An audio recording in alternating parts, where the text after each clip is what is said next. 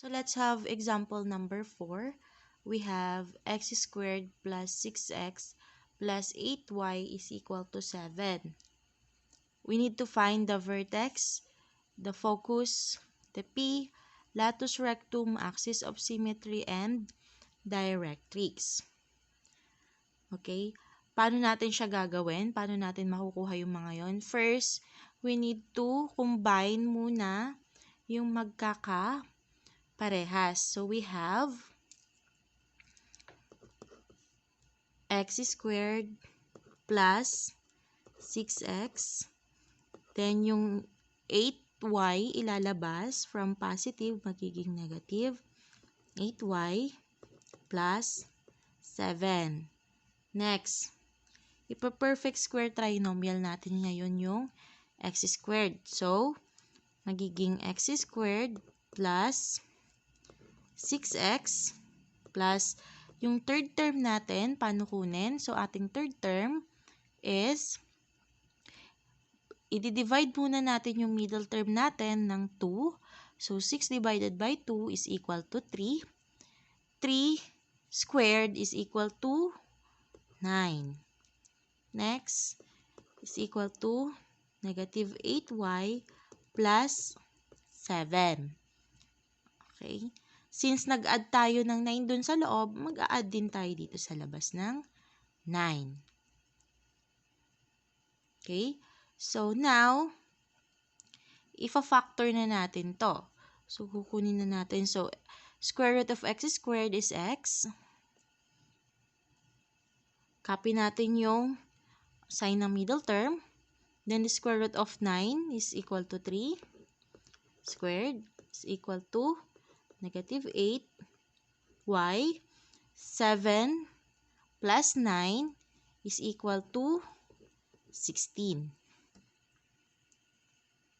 Next is, kailangan nating i-factor out si negative 8y plus 6. So, copy muna natin si x plus 3 squared.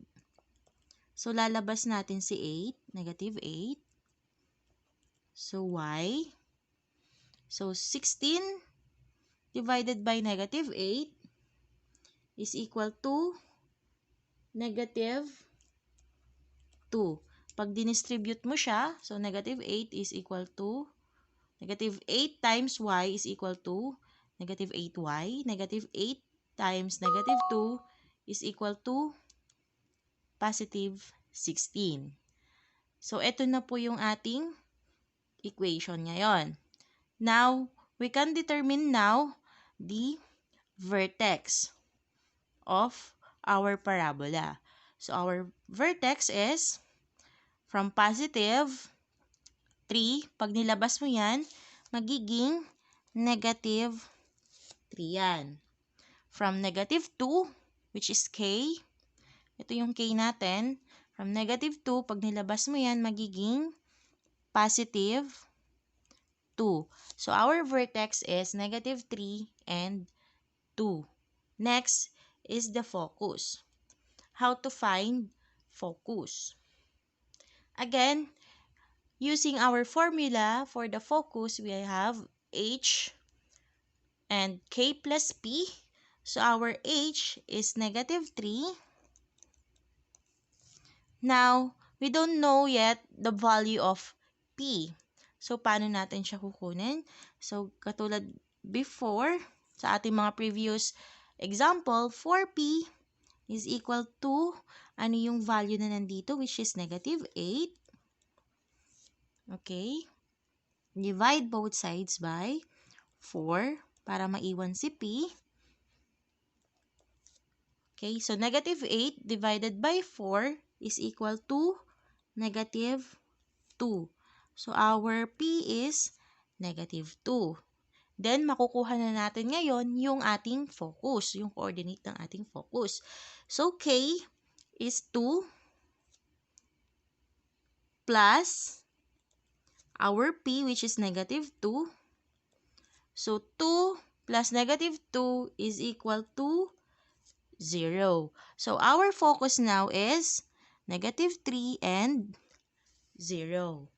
Next, how to get the latus rectum. So, latus rectum, ito ulit yung ating formula. We have h plus 2p and k plus p, and then h minus 2p and k plus p. So, substitute lang natin yung mga value po nitong mga to. So, ang ating h ay negative 3 plus 2 at ang ating p is negative 2. Next, k plus p. So, 2 plus negative 2. Yung pangalawang coordinates natin. So, h is negative 3 minus 2p and then k, which is 2 plus p. Okay. Now, simplify muna natin yung ating equation na to. So, for this one, 2 times negative 2 is equal to negative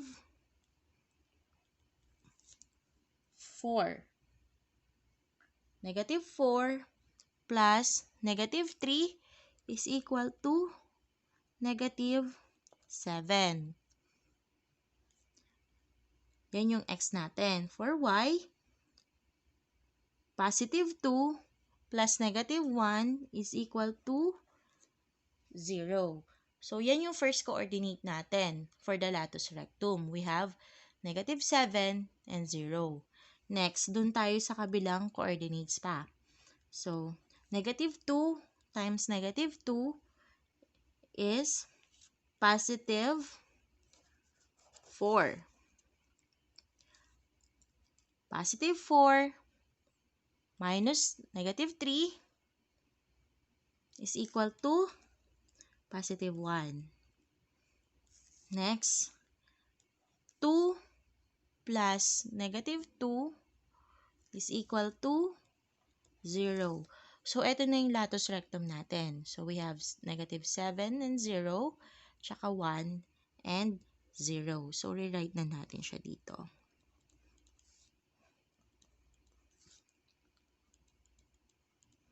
Okay, next. The axis of symmetry. Paano natin kukunin si axis of symmetry? Okay, for the axis of symmetry, yung x po natin, which is h. So, ang h natin dito sa equation na to ay negative 3. So, our axis of symmetry for this equation is negative 3. And then, for our directrix, so y is equal to kp. So, our k is 2. Our p is negative 2. Okay, so negative, magiging positive na po yan. So, magiging 2 plus 2 is equal to positive 4. So, our directrix is positive 4. Nasundan? Okay, now, let's graph this equation. Okay, now, let's graph the equation. First, let's plot the vertex. So, we have negative 3 and then positive 2. So, negative 3, then positive 2. So, nandito yung point. Yan yung vertex natin. Next, the focus. So, ang ating focus ay negative 3. So, our focus is here. 3 and 0. So, ito yung vertex natin. Okay? Next, plot natin yung points for the latus rectum. So, yung una, negative 7, 0. So, negative 7, 0. Dito po siya. And then, positive 1, 0. So, nandito naman siya. Pag kinonect na natin yung mga points na yan, okay, we will get a parabola. Next, our axis of symmetry. So, our axis of symmetry passing through our vertex and also our focus. So, ang ating axis of symmetry daw ay nasa negative 3 ng x. So, eto po yung ating axis of symmetry. Next, directrix. Again, directrix po, hindi po siya pwedeng mag-connect sa ating parabola. So, our directrix is nasa 4, y is equal to 4. So, our directrix is here. Nasundan? Let's have another example. Example number 5. We have y squared minus 12x plus 8y is equal to negative 4.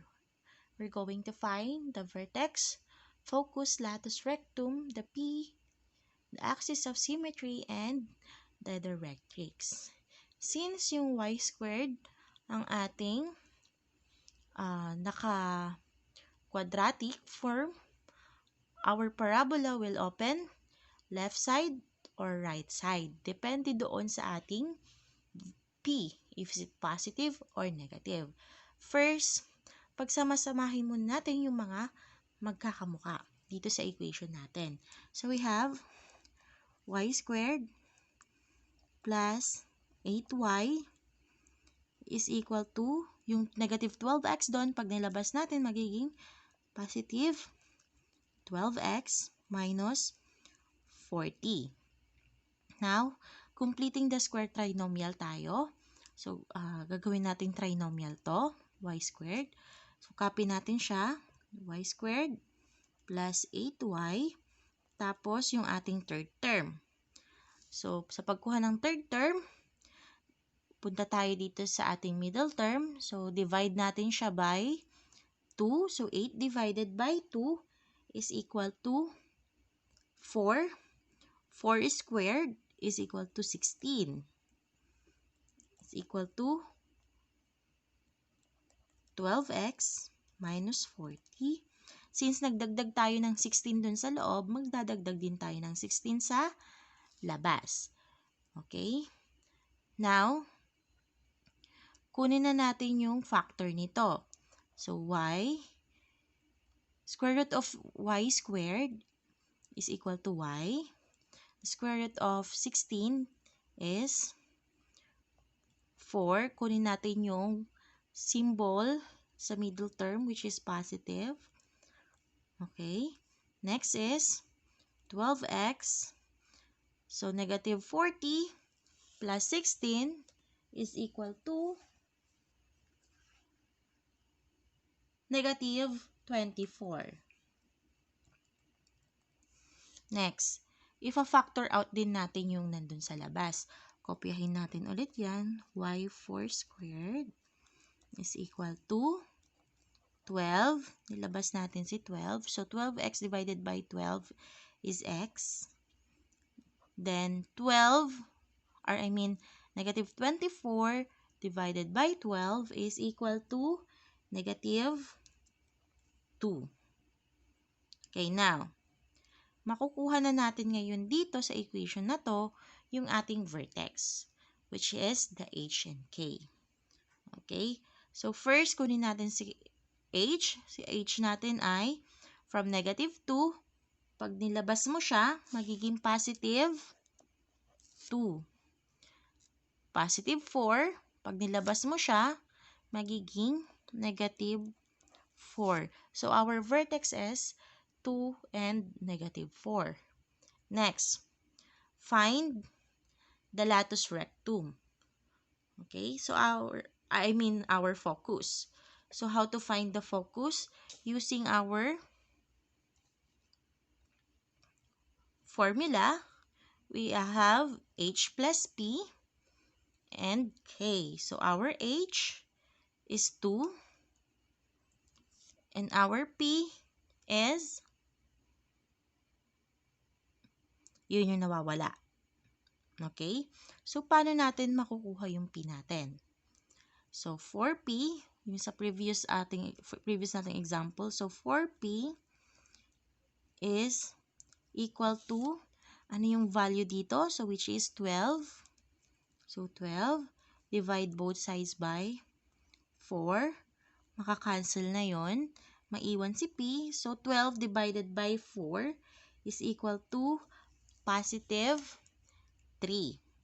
So, our p is 3. Again, our vertex is 2 plus our p is 3. So, our x is 5. And then, our y or our k is negative 4. Next, how to find the latus rectum? So, using again this equation, so this formula, isa-substitute lang natin yung mga values na meron tayo. So, first, we have h is positive 2 plus our p is positive 3. Okay. Then, our k is negative 4 plus 2p. Okay. Our second coordinates, h is positive 2 plus 3, which is your p. Then, your k is negative 4 minus 2p. Okay, then simplify na natin siya. So, 3 plus 3, 2 plus 3 is equal to 5. 3 times 2 equals to 6. So, positive 6 minus negative 4 or minus 4 is positive 2. Next, 2 plus 3, you have 5. 2 times 3 or negative 2 times 3 is negative 6. Negative 6 minus 4 is negative 10. So, our coordinates for latus rectum, we have 5, 5 and 2, tsaka 5 and negative 10. Next, find your axis of symmetry. So, our axis of symmetry, our y is equal to k. So, our k is negative 4. Next, find our directrix. So, our directrix is h, which is 2, minus our p, which is positive 3. So, 2 minus 3 is equal to negative 1. So, our directrix is negative 1. So, ito na yung ating mga coordinates. Now, let's graph the equation. Okay, now, let's plot first the vertex. So, our vertex is positive 2 and 4. So, 2 and 4. So, dito siya. Okay? Then, our focus is positive 5 and then negative 4. So, dito siya. Ito yung ating vertex. Ito yung ating focus. Okay?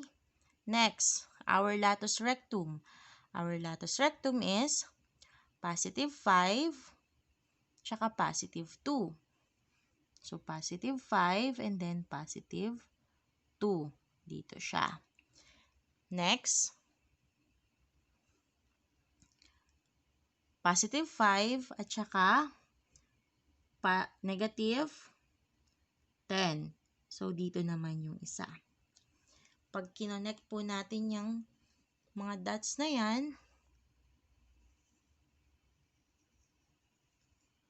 makaka-form po tayo ng parabola. Next, our axis of symmetry is in negative 4.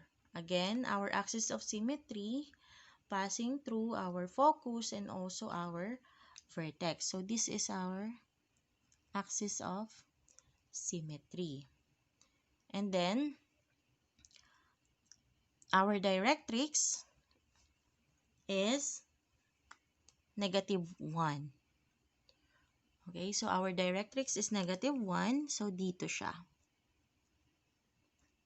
Again, directrix, hindi po siya magko-connect itong line na to doon sa ating parabola. Nasundan? So let's have another example. We have example number 6. Find the equation of the parabola with the vertex at 1, -9, and focus at -3 and -9.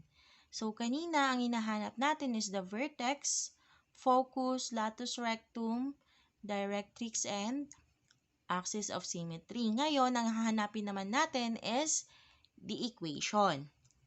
Paano natin siya gagawin? So first, let's plot the given points. So first, we have the vertex. So our vertex daw is positive 1 at saka -9. So our vertex is here. Okay? Next, given din po ang ating focus. So ang ating focus ay -3 and -9. So dito po yung focus natin. Okay? So dyan pa lang sa pagplot natin ng points na ito, alam na natin kung saan ang opening ng ating parabola. Okay? Hindi siya pwedeng upward kasi hindi dadaan or hindi parallel yung ating axis of symmetry doon sa x natin. Hindi rin siya pwedeng downwards. Okay? Hindi rin siya pwedeng pakanan, going to right. Kasi pag pakanan, hindi rin dadaan doon sa yung axis of symmetry natin or yung focus natin is nasa labas. So, ang ating parabola is going to left. Okay? And then, yung ating axis of symmetry is parallel doon sa x-axis. Okay. So, ano yung gagamitin natin ngayong formula? So, ating gagamitin ngayong formula, which is yung pang horizontal po yung ating axis of symmetry or pakaliwa. So, ang ating formula is y minus k squared is equal to 4p x minus h. So, yan po yung ating formula. Now, substitute po natin yung mga values na meron tayo. So, yung k natin, so -9 yon, magiging +9 po siya dito. Okay? So, 4p x at ang ating h naman, so positive siya doon pag pinasok natin dito, magiging negative siya. So, dyan, hindi pa nagtatapos yung ating equation. Wala pa yung equation natin. Kasi hindi pa natin alam yung value ng ating p. Okay? Paano natin kukunin yung value ng p? Okay? So, for this one, gamitin natin yung ating graph. So, katulad nung in-explain ko before, pwede natin siyang i-count yung distance ni focus at saka ni vertex. So, ito yung vertex natin. So, ika-count natin siya kung gaano siya kalayo doon sa ating focus. So, 1, 2, 3, and 4. So, our P is 4. But, since going to left side siya, or yung parabola natin ay pa left side, ang ating P ay negative. Okay, so negative 4 po yung ating P. Next, substitute natin yung 4 natin. So, we have y plus 9 squared is equal to 4 minus 4 x minus 1. Now, if-factor na po natin si y plus 9 squared. Okay? So, paano? So, y times y is equal to y squared. 9, positive 9 times y is equal to 9y times 2 is equal to positive 18y. Then, 9 times 9 is positive 81. Next, isimplify na natin to. So, 4, positive 4 times negative 4 is equal to negative 16. Then, i-distribute po natin tong negative 16 na to dito sa x natin, dito nasa loob natin. So, magiging negative 16x and then positive 16. So, ito ngayon, ito na yung ating standard equation. Okay? Ito na po yung standard equation natin ng parabola. Kung gusto mo namang i-convert ngayon sa general equation, okay? So, i-copy lang natin si y squared plus 18y. Papasok ngayon natin si 16x dito sa kabila. So, from negative 16, magiging positive 16x yan, plus 81. Then, yung negative dito, yung positive 16 dito, pag pinasok mo, magiging negative 16 is equal to 0. Then, simplify natin tong dalawa. So, 65 po yan. So, our general equation now is y squared plus 18y plus 16x plus 65 is equal to 0. Ito na po yung ating general equation.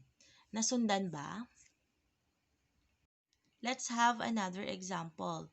We have example number 7. So, find the equation of the parabola with the vertex at negative 4 and 2 and focus at negative 4 and negative 1. Like we did a while ago, we need to plot the given points. So, first, we have the vertex. So, we have negative 4 at saka positive 2. So, our vertex is here. Next, our focus. So, ang focus po natin is negative 4 at saka negative 1. Okay. Since na-plot na natin yung points, makikita natin dito na ang ating parabola ay opening downward. Okay? So, ano nga ba yung ating formula para sa pag-solve ng ating or para makuha natin yung equation? So, for this one, pag downward and upward, we have x minus h squared is equal to 4p y k. Okay, substitute po muna natin yung mga values na meron tayo. So we have x minus, ang h natin is negative 4. Pag pinasok natin yan, magiging positive 4. Okay, 4p. So y, negative 2 po siya doon. Positive 2 siya. Pag pinasok natin, magiging negative 2 yung ating k. Now, paano ulit hanapin si p? Okay, hanapin natin si p. Yung value ng p. So, ika-count lang po natin yung distance ni vertex papunta kay focus. So, from vertex, count natin. So, we have 1, 2, and 3. Since downward yan, negative po yung ating p. Okay? So, negative 3 ang